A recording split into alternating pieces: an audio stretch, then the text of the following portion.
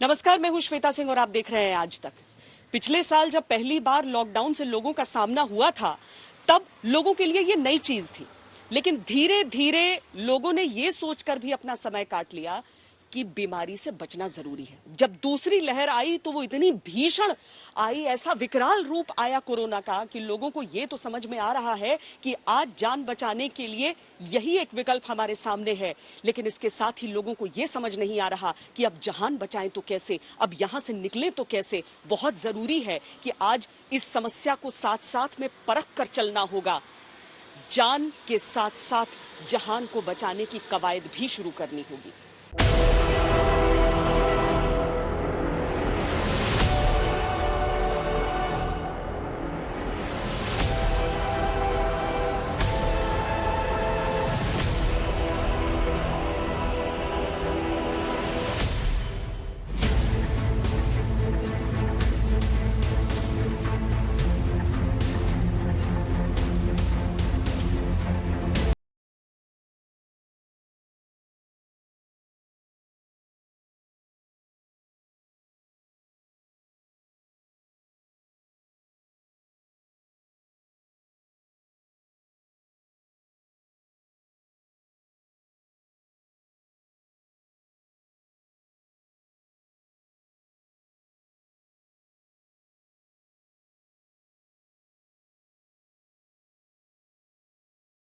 आजकल कामकाज मैडम काम तो बिल्कुल नहीं है। हाँ।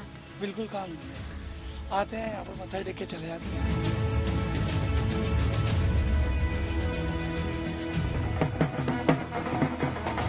शादियों का केवल जश्न खत्म नहीं हुआ, उन शादियों से कमाकर साल भर खाने वालों की दुनिया उजड़ रही है। कमाई तो हमारी बिल्कुल जीरो हो गई। बच्चों की फीस है, सब कुछ है, इनके खर्चे हैं। इस वक्त बहुत परेशानी से ये साल हमारा गुजरेगा। केवल घूमने फिरने पर अंकुश नहीं है, पर्यटन से जुड़े लोगों के जीवन पर बन आई।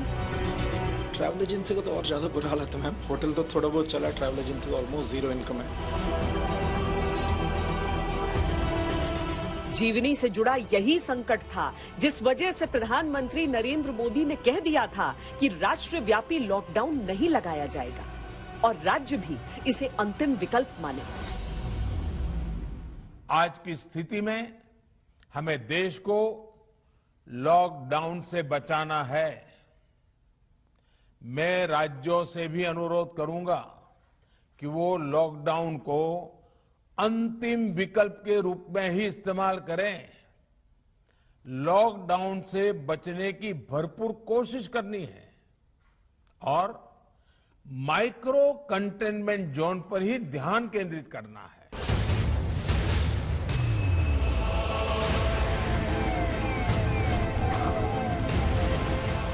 लेकिन कोरोना ने दूसरी लहर में ऐसा विकराल रूप धारण किया कि लॉकडाउन अंतिम ही नहीं, इकलौता विकल्प रह गया।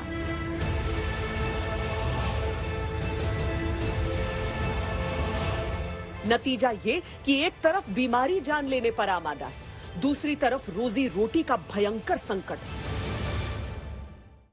बिलीव मी, हम लोग पीक पे थे और हम नीचे आ गए हैं बिल्कुल। You know, for no faults of ours. Of course किसी की भी गलती नहीं है, मैं ये नहीं बोलूंगा किसी की भी गलती है, किसी की भी गलती नहीं है, बट कोई ऑप्शंस तो मिले।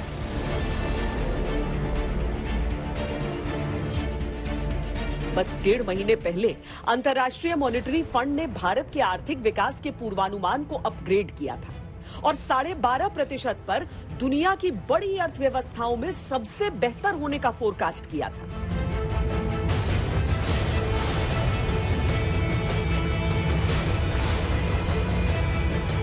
पर 6 हफ्तों में जैसे दुनिया ही बदल गई। पर्यटन उद्योग के लिए तो ये पूरा समय जो है वो एक ऐसे बुरे सपने की तरह है और नींद टूट ही नहीं रही।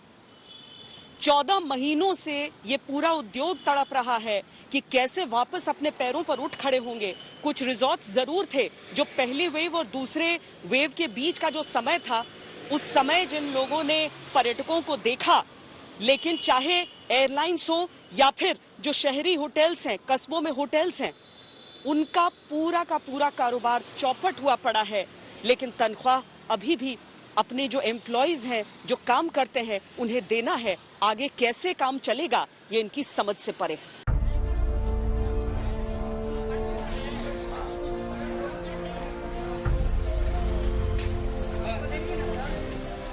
सोशल मीडिया पर वायरल ये तस्वीर दूसरी लहर में संक्रमण के खौफ, कारोबार के नुकसान और सरकारी गाइडलाइंस के पालन की कहानी बयां करती है।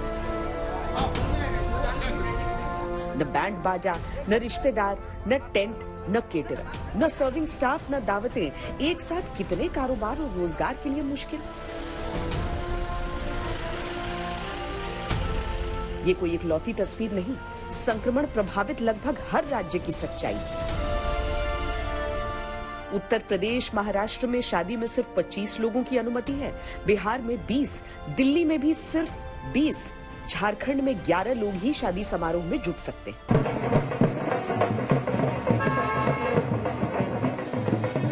समारोहों और उत्सवों के लिए दिल्ली का अंदाज किससे छिपा है? हमने दिल्ली के एक बड़े टेंट और केटरर कारोबारी के घर की तरफ रुख किया, ये जानने के लिए कि जब लॉकडाउन की वजह से हर तरफ माहौल मंदा है, तब कैसा उनका धंधा है। बहुत परेशानी से ये दूसरी वेव ये गुजर रही है, क्योंकि बिल्कुल काम बंद हो गए हैं, बिल्कुल भी काम नहीं है कहीं से दूर तक। और जो काम हमारे बुकिंग हुए थे वो भी हमारे सब कैंसिलेशन हो गए। जो 30-35 लाख रुपए अब इस वक्त हमारी कमाई होनी थी, उस वक्त गवर्नमेंट ने ये पाबंदी लगा दी। उसकी वजह से कुछ परेशानियां हमारे साथ बढ़ती चली जा रही हैं। हिसाब किताब की डायरी के पन्ने कोरे छूट रहे हैं, ऑर्डर का इंतजार रहता है, लेकिन जब शादी ब्याह की रौनकों पर संक्रमण और गाइडलाइंस की मजबूरी हो, तो इंतजार बस इंतजार रह जाता है। 20 साल से इनका कारोबार दिल्ली में अच्छा चल रहा था, जैसे तैसे खींच खांच कर पिछले साल की मुश्किलों से भी निकल आए थे। अब हालात ये हैं कि स्टाफ की संख्या में भी कटौती है और उनकी तनख्वाह में भी। कभी 200 लोग लगते थे, अब 2 हैं, उनका भी इंतजाम कम पड़ रहा है। और जो 2 स्टाफ है उसको भी घर के नीचे ही हमने अपने वहाँ से जो उनके रेंट पे थे उनको अपने पास ही रखा हुआ है। अपने खर्चे में से ही उनको खर्चा दिया जा रहा है। और आगे भी अभी कुछ नजर नहीं आ रहा कि गवर्नमेंट की कोई गाइडलाइन नहीं है इस बारे में। जिंदा रहेंगे तो अगले साल देखेंगे आगे क्या करेंगे, ये सवाल सबको कचोट रहा है। कृष्ण मोहन का परिवार 50 साल से होटल और ट्रैवल इंडस्ट्री से जुड़ा है। पिछला साल जैसे तैसे निकल गया, इस साल अब हिम्मत टूट रही है। आमदनी है नहीं, खर्च में कोई कमी नहीं।